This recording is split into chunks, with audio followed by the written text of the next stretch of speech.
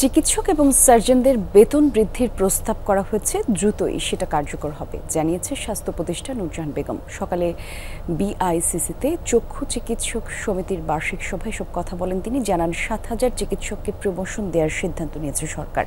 অনেক চিকিৎসক সময় মতো হাসপাতালে যাচ্ছেন না বলে অভিযোগ করেন তিনি। বলেন, রোগী ভর্তি সহ বেশিরভাগ সেবাই জনগণের জন্য সহজলভ্য না।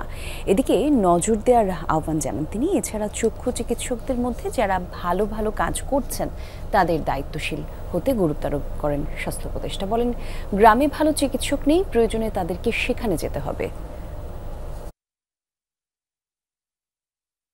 একজন সার্জন উনি যখন অপারেশন করেন উনি যে টাকাটা পান অ্যানেস্থেশিয়ার ডাক্তার সেই পয়সাটা পায় না, তাহলে সেই লেখাপড়া করবে কেন?